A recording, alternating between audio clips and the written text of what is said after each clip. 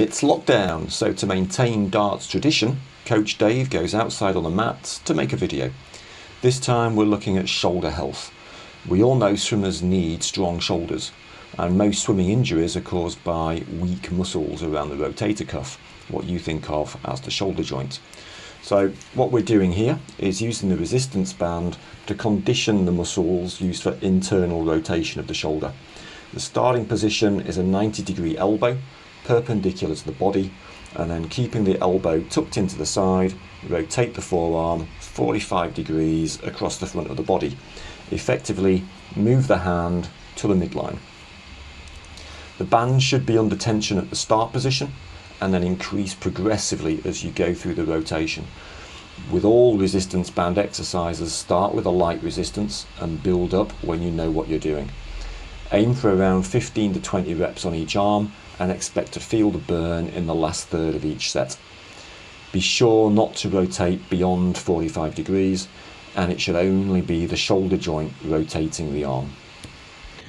Then we're on to external rotation, arguably more important, but we like to keep things in balance. It's the same start position, 90-degree elbow, forearm perpendicular to the body. This time we're rotating the hand 45 degrees away from the body, under tension. Modern life creates a lot of internal shoulder rotation. This exercise counters that by activating the muscles used for external rotation. Those muscles are likely to be a little bit lazy, so this is very important to maintain shoulder health. The elbow should stay tight to the side of the body. It might help to roll up a towel to grip between your side and upper arm. That small gap can improve your execution of both internal and external rotation exercises. Again, aim for 15 to 20 reps and expect that burn for the final third. Next up, we have face pulls. The objective here is scapular stability and once again, retraction of the shoulders. That's pulling them backwards instead of allowing them to flop forwards. So as you pull back on the resistance band, be sure to squeeze the scapula together. That's shoulder blades to use the common name, and keep your elbows high. You should feel this one in your rear deltoids, that's the back of the shoulder, but also the rhomboids and the various trapezius muscles, which all sit between the scapula and the spine, and are responsible for squeezing the scapula together, i.e. pulling each one towards the center line, as well as keeping them flat against the back of the rib cage. Try to imagine those points happening as you perform each face pull, and see if you feel those muscles doing their job. Once again, we don't want a heavy resistance for these exercises. We're just looking to wake up muscles that can get a little bit lazy with modern lifestyles. Holding mobile phones, tablets or games consoles, or tapping away at laptops. There are so many modern activities that promote protraction of the shoulders, that's letting them flop forwards, that the muscles involved in retraction of the shoulders, that means pulling them backwards, are often underused, and that laziness is a regular cause of shoulder injury in swimmers. So a little bit of band work can fix most of that. You'll also notice on the face pull that I'm adding in an external rotation once the shoulders are fully retracted. You can do that at the end of the pull, like I am, or during the pull phase. I just prefer to execute the rotation as a separate movement. Similar to the face pull, but with key important differences, is the row. In this case, a downwards row. The main difference is in elbow position. Keep them tight into the side of the body. That change in elbow position brings the huge latissimus dorsi muscles into play. The lats are the muscles all the way down the outsides of the back. Just like the face pull, it also uses the rhomboids and the traps between the scapula, so be sure to squeeze those together each rep like before. Hopefully by now you're getting the impression that the back is important for swimming, and you'd be right. The powerful lats provide a lot of the power for freestyle and butterfly, and the rhomboids and the traps provide that all-important stability for the shoulders and the scapula. So I'm using a power rack for hanging resistance bands from, simply because I have one and it's convenient with a lot of attachment points. But you can achieve similar by tying your band around a rolled up towel and throwing it over a door or around the side of a door and then closing it firmly. The towel will hold the band in place and you can adjust the height as you need. The straight arm pull down looks very similar to the row, so it'll come as no surprise that it's working much the same muscles. We're mainly working the huge lats again, but there's a theme to most of these exercises and I'm hoping you're getting the idea. Shoulder stability and control of the scapula. So while we're doing the pull downs, feel how the scapula is moving around your upper back. The shoulders and scapula will be protracted as the arms are stretched forwards, but then you need to retract the scapula as you pull through. To do that, squeeze the shoulder blades together and pull them down.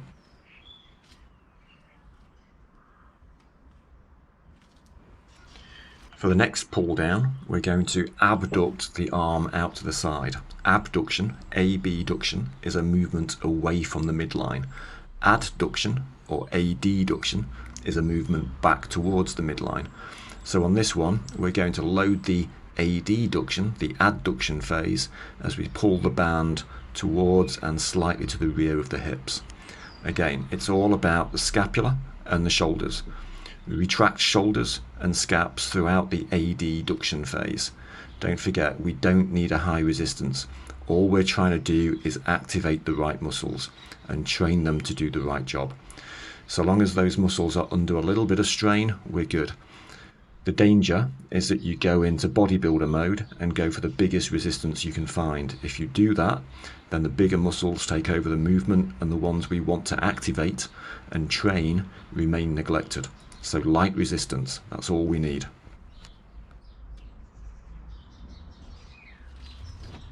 So next up in the pull down sequence is lying pull downs. For reasons that I'm sure you can guess, I'm not actually going to demonstrate those today, but they're essentially the same as the other versions, just lying flat on your back. So imagine my demonstration being performed in a horizontal position rather than a vertical position.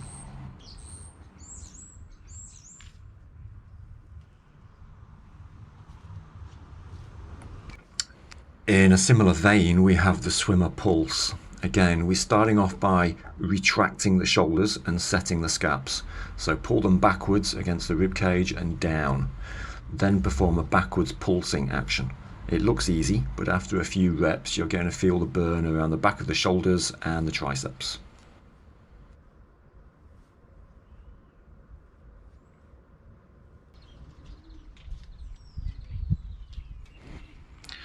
Everything we've done so far has focused on shoulder health. Now we're going to look at the core stabilizers and the rotational strength. There's a lot of movement options for this, but we're going to stick to 3 basic rotational chop exercises. First up, give yourself a stable base. You can either stand or kneel. I'm kneeling in order to keep the band under tension for the whole movement. Aim for minimal movement from the hips down. Then perform a diagonal chopping movement, twisting the trunk towards the band as you reach for it overhead, and then twist the trunk round as you pull through to the opposite hip. We've done a lot of work earlier on shoulder stability, so don't let that go to waste. Maintain scapular stability throughout this movement. Freestyle and backstroke both benefit from rotational power, so the strength developed on these chops is directly transferable to your swimming.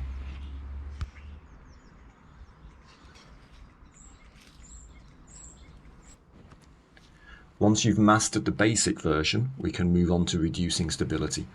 Lifting one knee and balancing on the other instantly halves the stability during the movement. This places more demands on the stabilizing muscles. While doing this variant, try to recognize which muscles are performing the chop and which are activating to hold you in a stable position. Learn to pay attention to how the muscles in your body are working. Obviously, the narrower the stance, the less stability you have, and the more those stabilizing muscles need to work.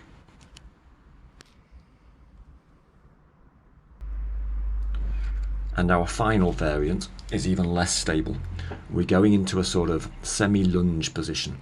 Those stabilizers need to work even harder from here, but it's the same basic movement. Twist the trunk as you reach high, and then twist round as you stretch the band towards the opposite hip. Once again, Don't jump in with too high resistance on any of these exercises. If you haven't done these movements before, start light.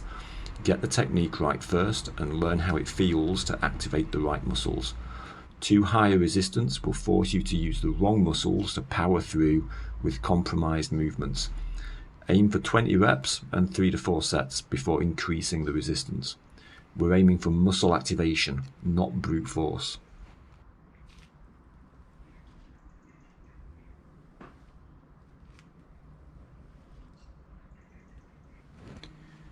And we're back to the shoulders. Here we're looking at shoulder mobility with the disturbingly named shoulder dislocates. You can do this with a towel or a pole, but the stretch cord allows your hands to pull apart, which makes it a little bit easier. Start off with your hands holding the band quite wide. The wider the hands, the easier the exercise. The band doesn't need to be tight to start with, and again, start with a light resistance. Be sure to keep your arms straight all the way round. That forces your scapula to correctly stabilize the shoulder. All we're trying to do here is promote range of motion and train scapular control. Keep your rib cage down and squeeze the glutes.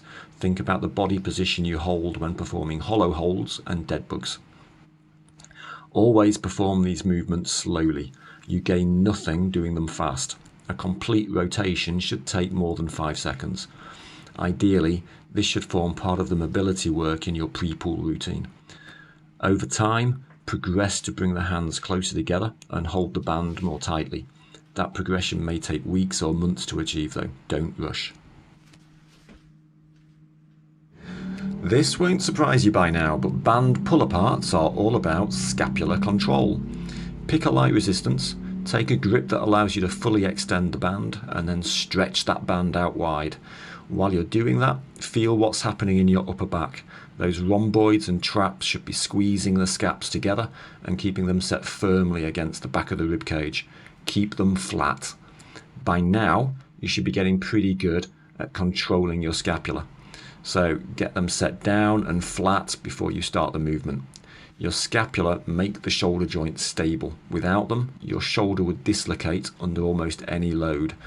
Having good scapular control will prevent most shoulder injuries from occurring. So take your pick from the band exercises shown and do them regularly. There are plenty of others, but this is a good selection to get you started.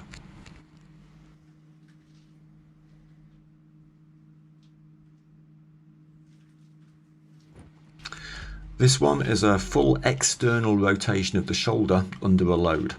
We're looking at around 110 degrees of rotation, pulling the band all the way through up to the vertical.